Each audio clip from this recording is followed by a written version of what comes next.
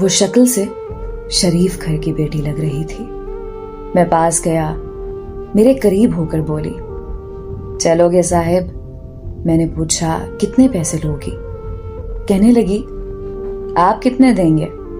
میں نے اس کی نیلی سی آنکھوں میں جھانک کر دیکھا، وہ بے بس سی تھی۔ میں نے بولا، آؤ کار میں بیٹھو۔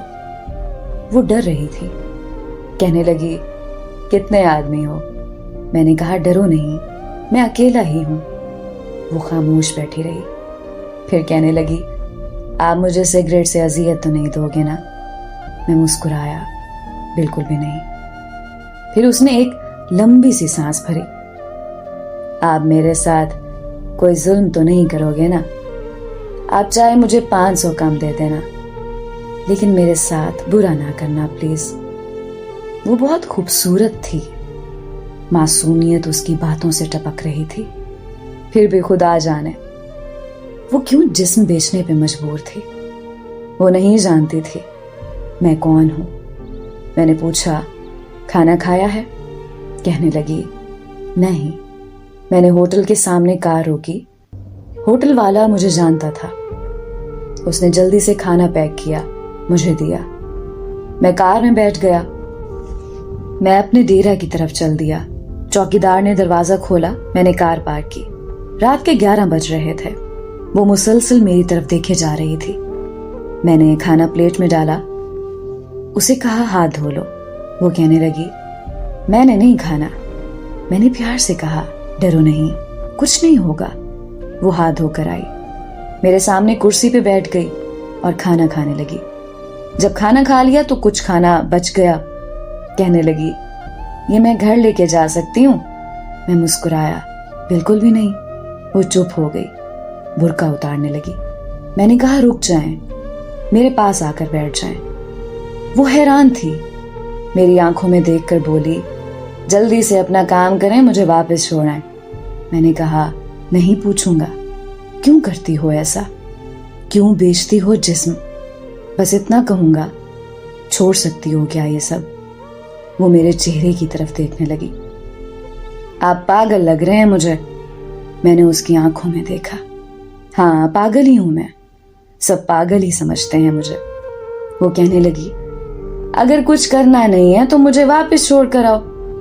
میں نے اس کے سر پہ ہاتھ رکھا، پھر پرس سے 10,000 نکالے، اس کے ہاتھ پہ رکھے۔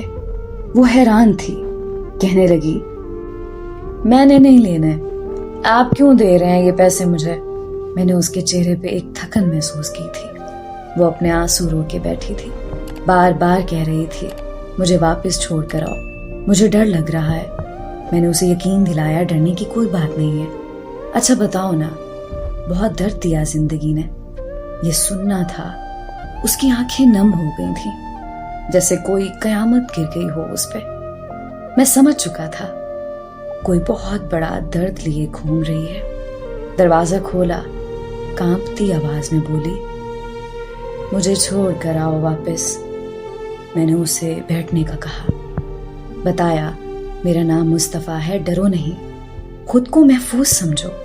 اسے جب یقین ہو گیا پریشانی والی کوئی بات نہیں تو بتانے لگی، شوہر مر گیا، 3 بیٹیاں ہیں، سسرال والوں نے نکال دیا، ماں باپ فوت ہو چکے ہیں، بھائی کوئی ہے نہیں۔ ماموں کے گھر آئی، ماموں کے بیٹے نے میرے ساتھ زیادتی کی۔ میں نے جب مامی کو بتایا تو سب نے مجھے غلط کہا، مجھے دھکے دے کر گھر سے نکال دیا۔ دور کے رشتہ دار نے ایک بڈھے سے میری شادی کروائی، اس کے بچے بھی تھے۔ اس کے بچوں نے مجھے بہت ذلیل کیا۔ پھر وہ شوہر بھی فوت ہو گیا، بیٹیوں کو لیے در بدر بھٹکنے لگی، نہ چھت تھی نہ روٹی تھی، بھوک افلاس تھی۔ سڑک پہ کھڑی تھی، ایک صاحب آئے، کہنے لگے 1 گھنٹے کے 5,000 دوں گا۔ نہ چاہتے ہوئے ماں کی ممتا، حالات کی ستائی ہوئی، کیا کرتی، آخر چل دی۔ اب ہر روز جسم بیچتی ہوں، کرائے کا گھر لیا ہے، بیٹیوں کو اکیلا چھوڑ کر آتی ہوں، کیا کروں؟ بہت بار سوچا خودکشی کر لوں، لیکن बेटियों को देखकर हिम्मत नहीं होती। वो रो रही थी। मैं जमाने की बेहिसी महसूस कर रहा था। उसके सर पर हाथ रखा, उसे कहा, तुम्हारा भाई है आज से, तुम अपनी बेटियों को लो और मेरे डेरा के ऊपर वाले एक रूम में रहो। वो यकीन नहीं कर पा रही थी। कार में बिठाया, उसके घर पहुंचाया। बेटियां सोई हुई थीं, बहुत प्यारी थीं। गोद में उठाया, दिल को सुकून मिला। वो मुसलसल रोए जा रही थी। मुझे कहने लगी, आप फरिश्ते हैं? आप कौन हैं? मैं उसे अपने ऑफिस ले आया। वो दुआएं देने लगी। झोली उठाकर ना जाने कितनी दुआएं देती रही। मैंने उसे कहा, जाकर सो जाएं। अपने डेरा में गया। मेरे सामने से वो चेहरा गुजरा जो एक लड़की अपने शौहर से झगड़ा कर रही थी। उसे कह रही थी, मुझे तलाक दो, तुमको मेरी कदर ही नहीं है।